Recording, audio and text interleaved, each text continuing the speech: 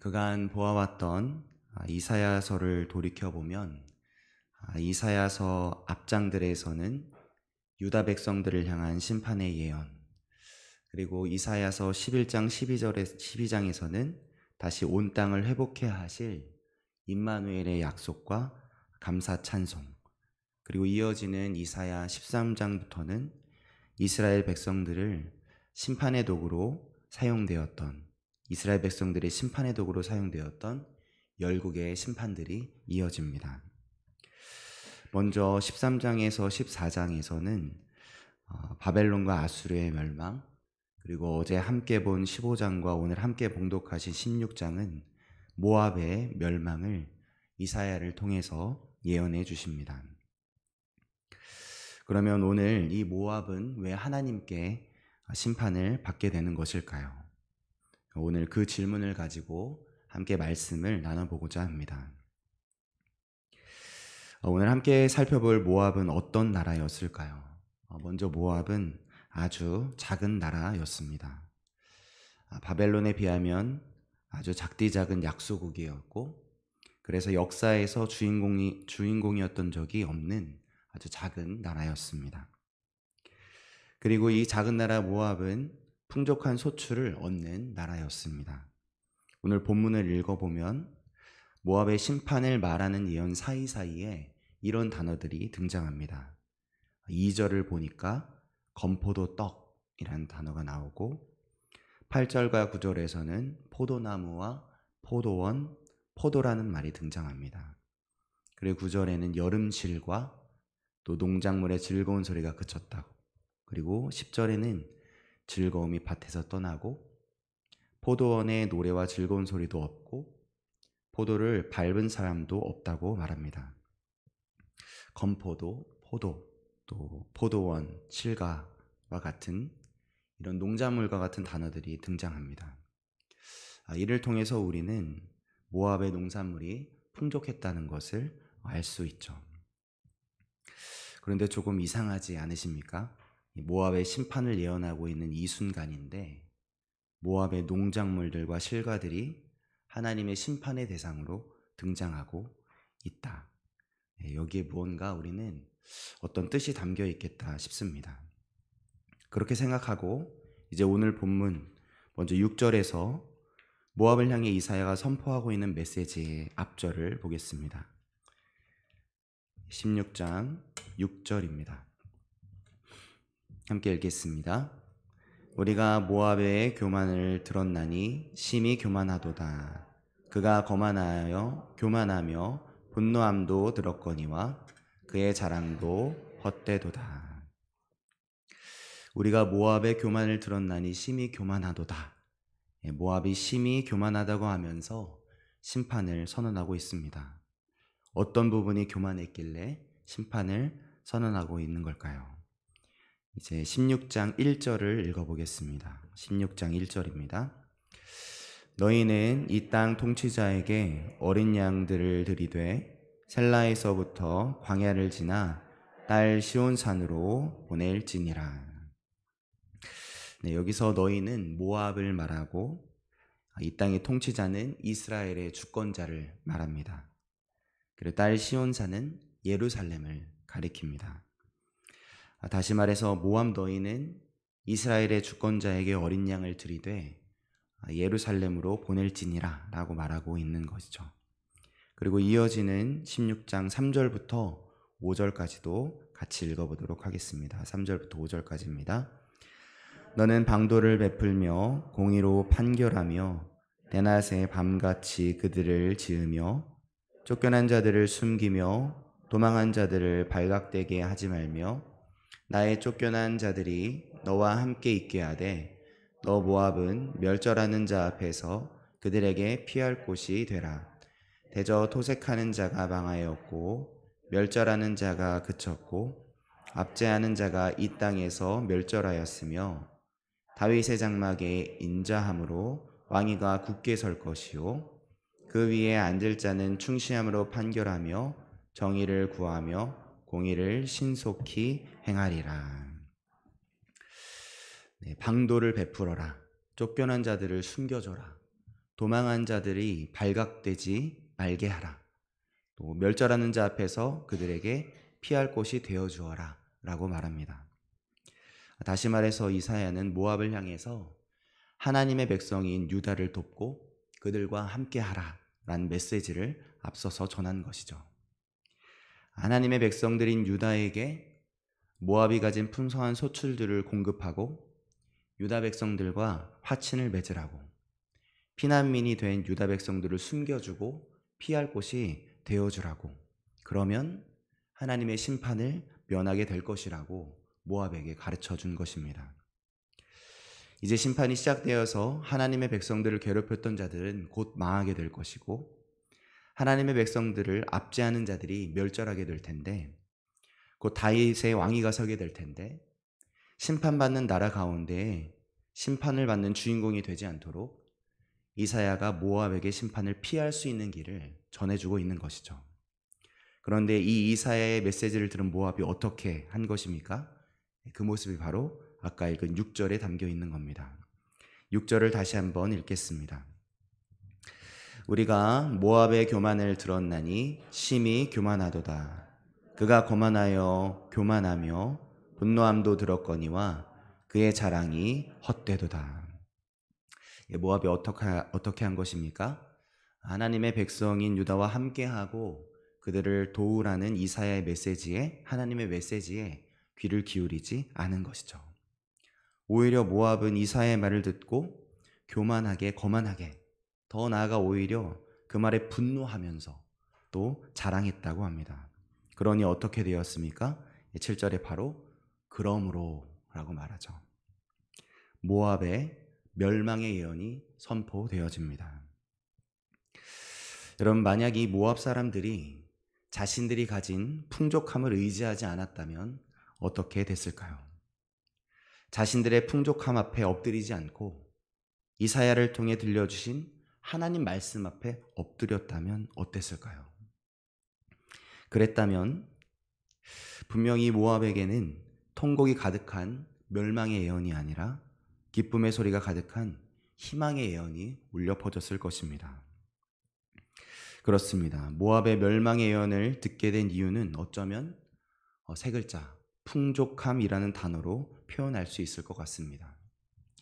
그들이 가진 풍족함이 하나님의 말씀을 듣지 않게 했고, 그들이 가진 풍족함이 하나님의 메시지에 귀 기울이지 않게 했고, 그들이 가진 풍성함이 하나님이 계획하신 것과 목적하신 것을 놓쳐버리게 했기 때문입니다. 아까 모압의 심판을 예언하고 있는 순간에 모압의 농작물과 실과들이 하나님의 심판의 대상으로 등장했던 이유가 바로 이곳에 있었던 것이죠. 우리는 이 모압의 심판의 선언을 보면서 그러면 하나님이 목적하시는 진정한 승리는 무엇인가를, 우리가 지금부터 추구해야 할 기쁨이 무엇인가를 다시 되물어야 하는 것입니다. 우리는 오늘 내 눈앞에 주어지는 풍성함, 우리에게 지금 즐겁고 기쁜 것을 구하고 그것을 더 많이 얻는 것이 최고의 가치요 복이라고 생각합니다. 그런데 오늘 말씀을 통해서 우리는 무엇을 배우게 됩니까? 우리가 생각하는 힘과 승리, 또 오늘 우리가 하나님으로부터 얻기를 기대하고 있는 즐거움과 기쁨, 우리가 얻고 싶은 그 풍성함이 우리를 향해 하나님이 목적하신 것이 아닐 수 있다는 진리를 배우게 되는 것이죠.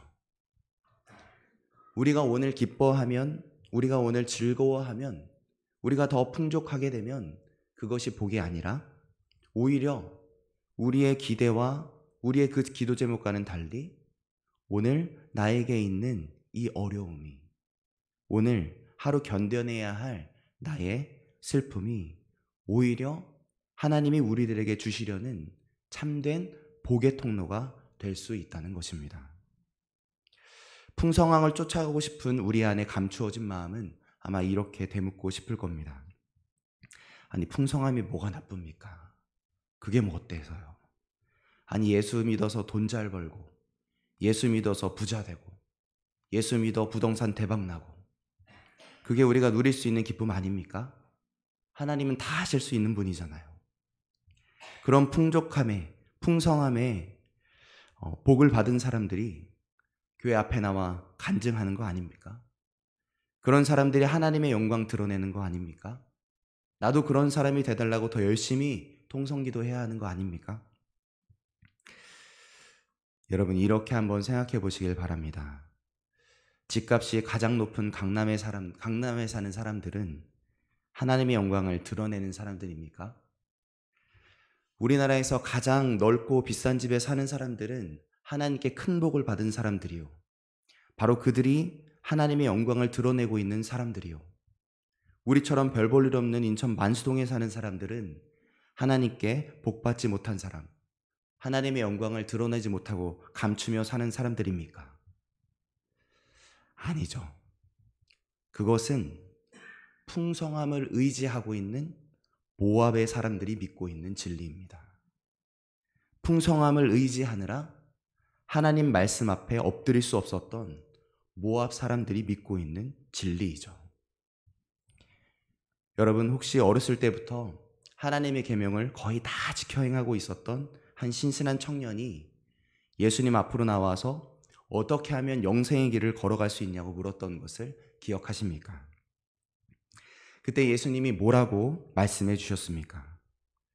예수님은 그 청년을 사랑의 눈으로 바라보시면서 풍족함을 내려놓고 이제는 풍족함이 아니라 나를 따라오라고 말씀해 주셨습니다.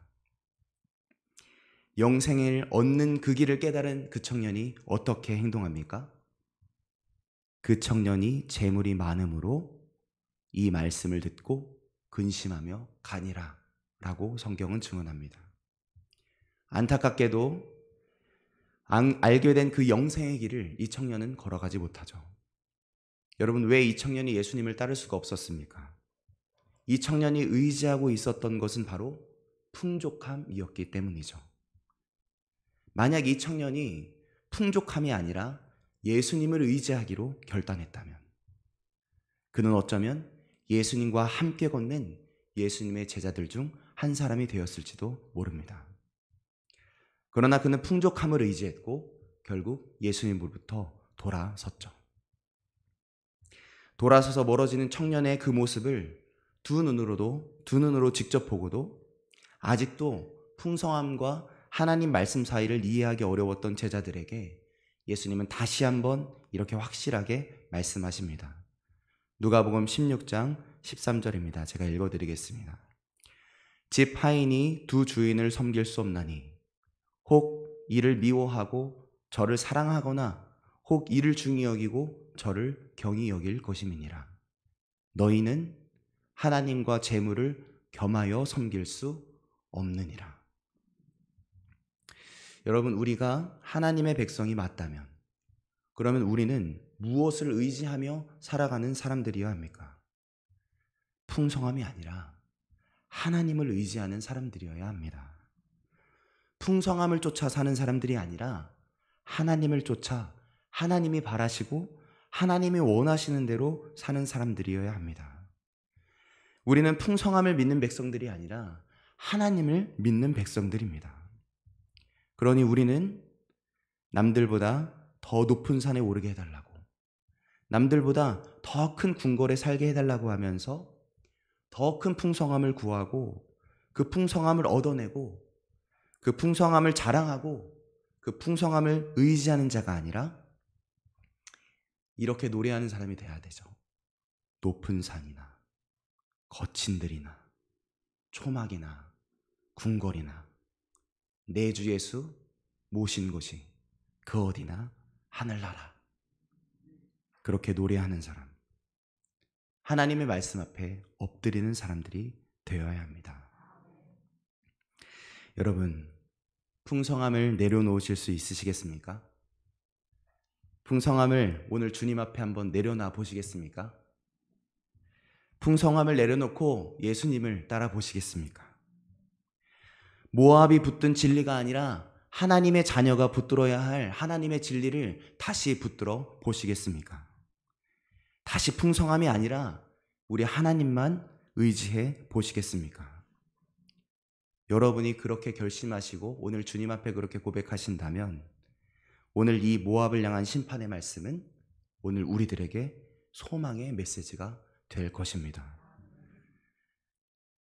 그렇다면 우리는 우리가 만족하는 순간이 아니라, 우리가 풍성함이 아니라 하나님을 붙든다면 우리는 우리가 만족하는 순간이 아니라 만족하지 못하는 삶의 한 순간 가운데서도, 혹 우리가 원하는 기쁨이 아니라 슬픔의 길을 걷고 있는 그 한가운데더라도, 우리가 부함이 아니라 가난함 속에 거하고 있다고 하더라도 여전히 하나님이 목자가 되어주실 사람들, 전능하신 하나님이 세상 끝날까지 영원히 함께 해주실 사람들, 그 말 못할 놀라운 은혜, 결국 이 땅에서 사라져버릴 풍성함과는 비교할 수 없는 전능하신 하나님이 주시는 영원한 풍성함 속에 살아가는 사람들, 그 역사의 주인공이 바로 우리가 될 것입니다.